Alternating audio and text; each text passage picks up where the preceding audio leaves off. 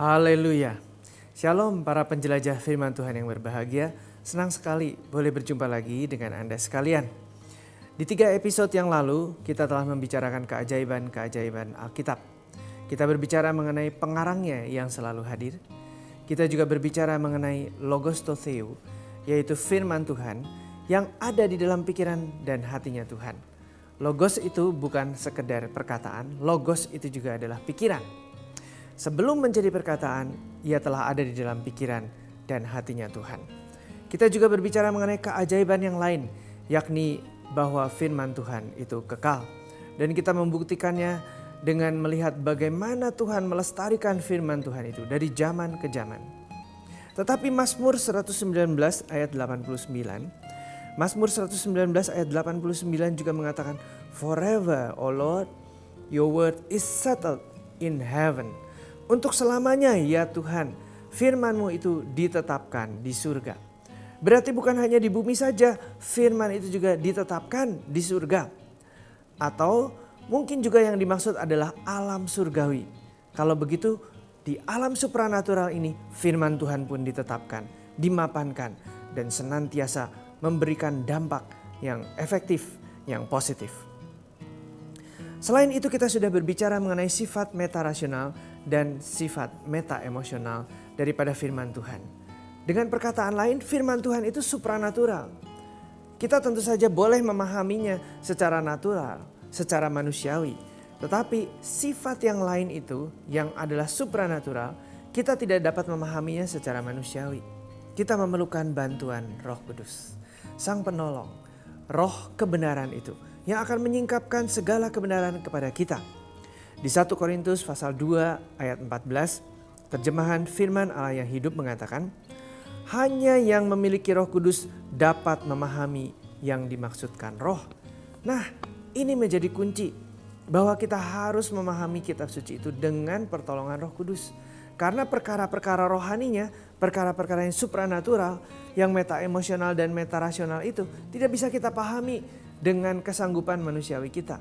Kita perlu Roh Tuhan yang akan membimbing kita ke dalam pengenalan yang lebih lengkap, yang lebih komprehensif akan seluruh firman Tuhan. Jadi Alkitab itu supranatural. Artinya dia beyond us. Dia melampaui kita manusia. Dia melampaui alam yang 3 dimensi ini. Dia melampaui alam semesta. Dia ada di alam dimensi keempat. Atau mungkin dimensi yang lebih tinggi lagi daripada itu. Nah, kita mengetahui secara matematika bahwa ada dimensi keempat, bahkan dimensi kelima, keenam, dan seterusnya. Tetapi alam roh itu juga adalah dimensi yang lain.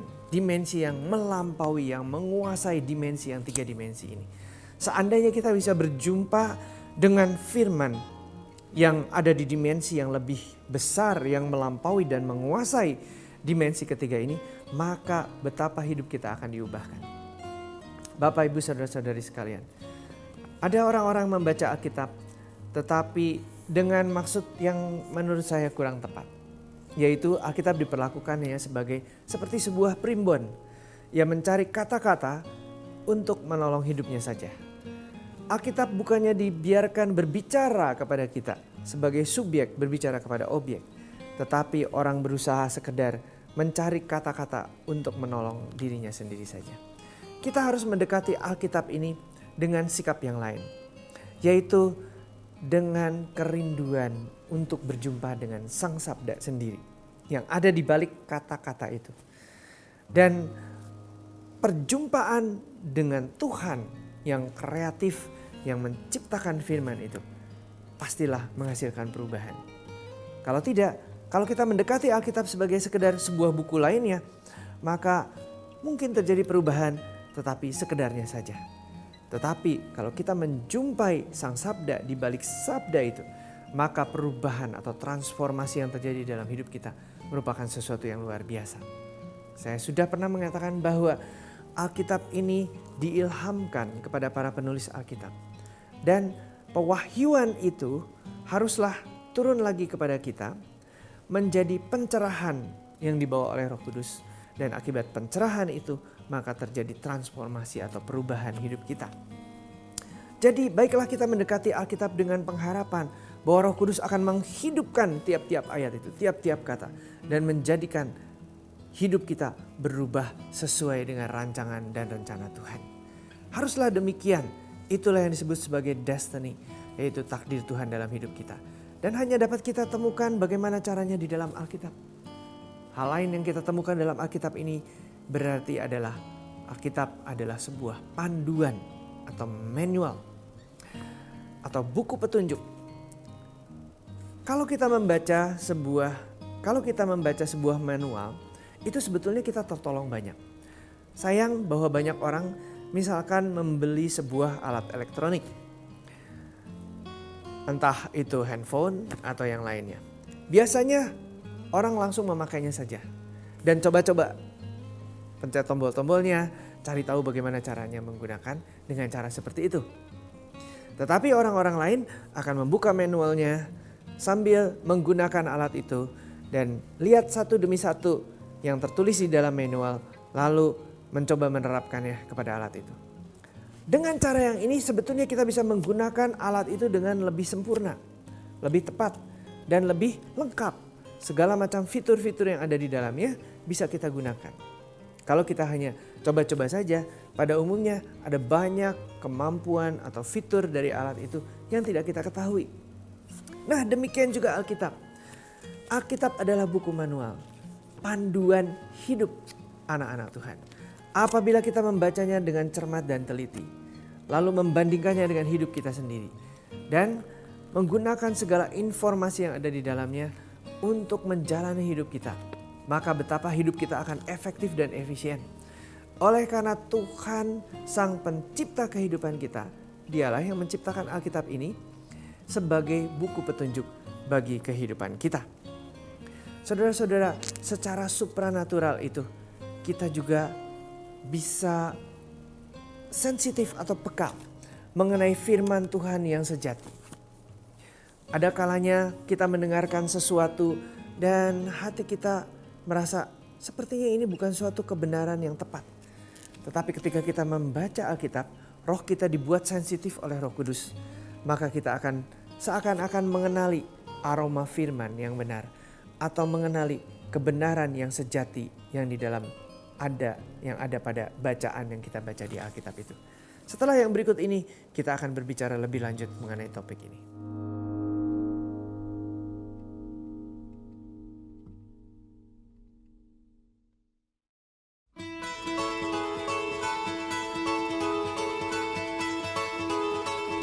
Jadi, sebagaimana kita membaca manual untuk bisa menerima dan menikmati segala fitur-fitur dari alat yang kita beli itu, mari kita membaca seluruh Alkitab dari Kejadian sampai Wahyu. Di dalamnya ada petunjuk-petunjuk supaya hidup kita bisa optimal. Segala sesuatu yang telah Tuhan ciptakan di dalam hidup kita sebagai Sang Pencipta yang kreatif itu, mari kita manfaatkan semuanya.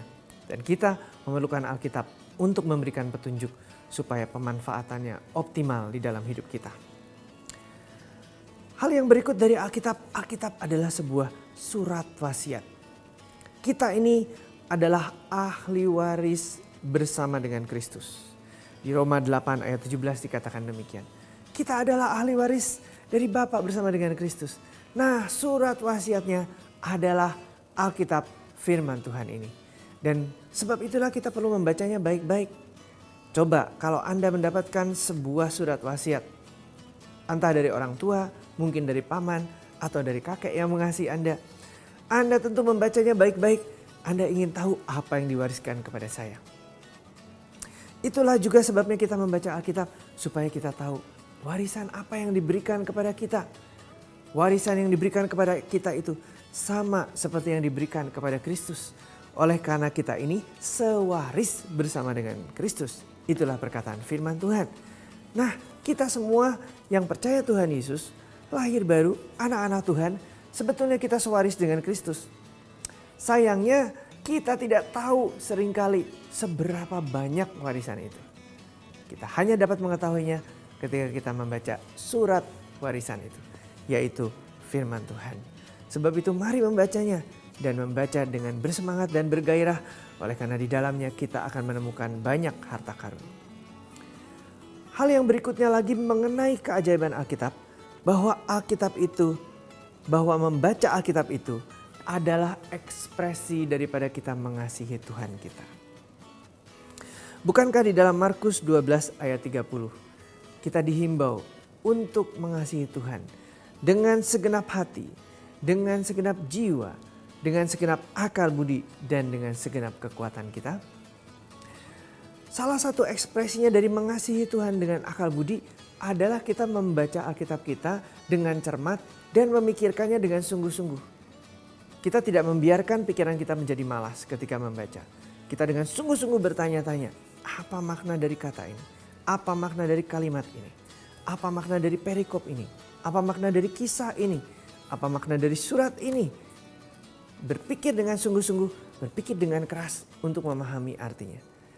Itulah wujud atau ekspresi daripada kita mengasihi Tuhan, yaitu membaca surat cintanya dengan cermat. Tentu kita juga membaca dengan hati untuk dapat memahami perasaan-perasaan Tuhan dan sikap-sikap atau tujuan, keinginan dan kehendak Tuhan yang terungkap di dalam firman-firman-Nya. Mari membaca dengan sungguh hati. Mari membaca sebagai ibadah kita kepada Tuhan, sebagai wujud dari cinta kasih kita kepada Tuhan. Nah, ada yang bertanya, jadi Alkitab itu sebetulnya manusiawi atau ilahi? Selalu ada perdebatan. Ada orang meyakini bahwa Alkitab itu 100% diilhami oleh Tuhan, kata-katanya 100% dari Tuhan dan tidak ada yang salah. Tentu saja ini benar, ini suatu doktrin Alkitab yang perlu kita pahami dan kita terima. Tetapi dalam kenyataannya juga Alkitab dituliskan oleh manusia. Bukankah Petrus manusia, Paulus manusia, Musa, Samuel, nabi-nabi semuanya adalah manusia. Dan mereka mungkin saja melakukan sesuatu kesalahan. Tetapi tidak demikian pengertiannya. Kita mengerti ada dualisme sifat ini. Ada sifat ilahi dan ada sifat manusiawi dari Alkitab. Itu tidak mengherankan apabila Anda memahami bahwa Yesus Kristus juga adalah manusia sekaligus adalah Allah. Dia adalah Allah manusia. Dan kedua sifat itu dengan tegas ada di dalam hidupnya. Kita tidak bisa cenderung memperhatikan kemanusiaannya saja dan mengabaikan keilahiannya. Kita harus memperhatikan keilahiannya sekaligus juga memperhatikan kemanusiaannya. Demikianlah Alkitab juga. Dia bersifat ilahi, dia juga bersifat manusiawi. Oleh sebab itu Alkitab menjadi jembatan antara Allah dan manusia. Tuhan berbicara kepada kita melalui firman-firman-Nya yang memang bersifat ilahi tetapi juga bersifat manusiawi. Bagaimana caranya menyerap firman Tuhan ini? Ada dua hal. Yang pertama, kita harus berlatih mendengar. Yakobus pasal 1 ayat 19 berkata, "Hendaklah engkau lambat berkata-kata, tetapi cepat mendengar." Bagian yang kedua ini yang kadang-kadang kita agak sukar melakukannya. Kita lebih cepat berkata-kata dan lambat mendengar. Nah, ini harus berubah. Sikap kita ketika membaca firman Tuhan. Kita harus lambat berkata-kata dan cepat mendengar. Segera lakukan apa-apa yang dikatakan firman Tuhan kepada kita. Dan itu perlu latihan untuk mendengarkan sabda yang hidup yang dinyatakan oleh Allah ke dalam hidup kita. Selain belajar mendengar, kita juga harus melatihnya dengan cara banyak membaca serta membaca kitab-kitab lain yang menjelaskan mengenai Alkitab. Saya membaca sebuah cerita mengenai Peter Lord. Nah, Peter Lord ini mengundang teman-temannya berpesta di rumahnya. Dan kemudian dia melihat salah seorang teman itu berdiri di teras rumah sambil mengamati halaman rumahnya. Halaman rumahnya cukup luas. Dan ketika dia mendekati seorang teman ini, temannya ini adalah seorang ahli serangga. Dan dia bertanya kepada Peter Lord, "Apakah Anda tahu bahwa di halaman rumah Anda ada minimal 12 macam jangkrik?" katanya. Dan dia berkata, "Hah? 12 macam jangkrik? Saya bahkan tidak menyadari ada jangkrik di halaman rumah saya," dia bilang. Tapi teman Peter Lord ini adalah seorang ahli serangga Dan dengan telinganya yang terlatih dia bisa membedakan 200 macam suara binatang, suara serangga, terutama suara jengkrik. Itu sebabnya dia bisa membeda-bedakan. Dari mana dia bisa membeda-bedakan? Tentu dari belajar. Dan tentu dari berlatih. Dari mendengarkan satu demi satu, serangga demi serangga itu dengan cermat, lalu membedakannya yang satu dengan yang lain. Nah, telinga yang terlatih untuk mendengar dan membedakan firman Tuhan inilah yang kita inginkan. Bukan untuk mendengarkan suara serangga, tetapi lebih penting adalah untuk membeda-bedakan suara Tuhan dan suara manusia. Mari kita mendekati firman Tuhan dengan serius. Mari kita berlatih mendengarkan dengan cara banyak membaca dan dengan cara banyak mendengarkan firman Tuhan. Kita lanjutkan setelah yang berikut ini.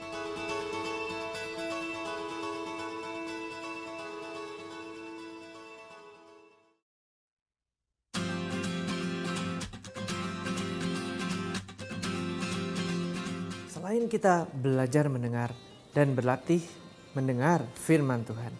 Mendengar di antara tanda kutip, kita boleh membaca dan mendengar secara fisik. Tetapi yang penting kita mendengar secara roh kita.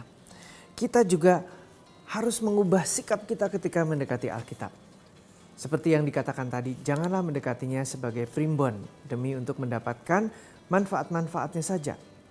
Tetapi kita mendekati firman supaya dikuasai, dikendalikan oleh sang firman itu. Supaya sang sabda itulah yang memiliki kita, bukan kita yang memiliki firman. Tidak seorang pun di antara kita bisa berkata, aku punya firman Tuhan, aku pegang firman Tuhan. Oleh karena firman itu lebih besar daripada kita, maka kita mendekatinya untuk dia menguasai dan mengendalikan hidup kita. Kalau hidup kita dikendalikan oleh firman, maka akan terjadi apa yang kita harapkan, yaitu transformasi itu tadi. Selain itu, kita harus rajin dan tekun ketika membaca Alkitab. Firman-firman Tuhan itu bukan barang yang murah, tetapi barang yang mahal dan berharga. Di dalam Alkitab diceritakan perumpamaan-perumpamaan, misalnya mengenai harta yang terpendam. Alkitab berisi begitu banyak harta terpendam, tetapi untuk mendapatkannya bukannya mudah. Kita perlu menggali, kita harus menyelidiki dengan sungguh-sungguh. Kita harus berpikir dan merenung-renungkan dan memikirkan berulang-ulang hal-hal yang sama ini bersama-sama dengan Roh Kudus untuk mendapatkan pengertiannya yang mendalam. Kerajinan dan ketekunan menjadi hal yang vital untuk kita dapat menemukan sabda-sabda Tuhan yang bisa mengubahkan seluruh hidup kita. Ada yang berkata, Pak, Alkitab itu membosankan. Saya sempat tertidur membacanya. Wah, itu sebetulnya agak mengherankan. Oleh karena Alkitab itu penuh dengan kisah-kisah yang unik. Kalau saja kita mengamatinya dengan cermat. Misalnya, pernahkah Anda mendengar seorang raja yang memerintah selama 7 hari. Setelah itu dia membakar istananya sendiri dengan dirinya di dalamnya. Itulah Raja Zimri yang oleh karena begitu frustrasi dan stresnya, dia membakar istananya dan bunuh diri. Apakah Anda pernah membaca mengenai seorang nabi yang mencincang seorang raja? Ya, itu terjadi. Nabi Samuel mencincang Raja Agag. Ada juga kisah mengenai seekor anjing yang makan seorang ratu. Itulah yang terjadi kepada Ratu Isabel yang jahat itu. Mayatnya dimakan oleh anjing. Pernahkah Anda mendengar seorang nabi yang berjalan telanjang 3 tahun? Yesaya disuruh Tuhan melakukan hal itu sebagai suatu tindakan profetis. Mungkin Anda juga pernah mendengar mengenai monster laut yang kepalanya banyak dan tanduknya banyak. Itu diceritakan di kitab Wahyu. Barangkali Anda pernah mendengar juga mengenai nenek-nenek berusia 90 tahun yang melahirkan anak dari seorang kakek yang berusia 100 tahun. Itulah kisah mengenai Abraham dan Sarah. Ada begitu banyak kisah lain mengenai hakim-hakim yang namanya Deborah dan Barak, mengenai Yael, mengenai Simpson, dan banyak peristiwa-peristiwa yang unik dan aneh dan mendebarkan. Kalau saja kita bisa melihat hal ini terjadi di zaman sekarang, pasti menjadi headline news semuanya. Muncul di televisi, di berita radio, di surat-surat kabar. Padahal kita sudah memilikinya di tangan kita. Kita bisa membacanya kapan saja mengenai hal-hal ini. Dan bukan hanya mengetahui fakta-fakta, tetapi hidup kita akan dibangun oleh karenanya. Nah, setelah barangkali bisa merangsang selera rohani Anda untuk membaca firman Tuhan, saya menghimbau kembali, mari pelajari Alkitab itu seluruhnya. Bagaimana caranya mempelajari? Belajarlah seperti kita belajar kenal dengan seseorang. Pada waktu kita baru berjumpa dengan seseorang, kita belum kenal, tentu kita hanya bersapa secara basa-basi saja. Lalu kita tanya apa kabar, itu pun juga secara basa-basi. Tapi setelah perkenalan yang pertama ini, terserah kepada Anda bagaimana mau mengenal dia lebih jauh. Anda bisa bertanya tentang pekerjaannya, bisa bertanya tentang studinya, tanya tentang keluarganya, dan hal-hal yang lainnya membuat Anda semakin mengenal orang itu. Demikian juga ketika kita membaca Alkitab, bertanyalah. Tanyalah apa maksud daripada perikop ini. Tanyalah apa maksud daripada kata-kata ini. Tanyalah apa penerapannya bagi diri saya. Metode bertanya itu efektif sekali untuk kita memahami firman-firman Tuhan.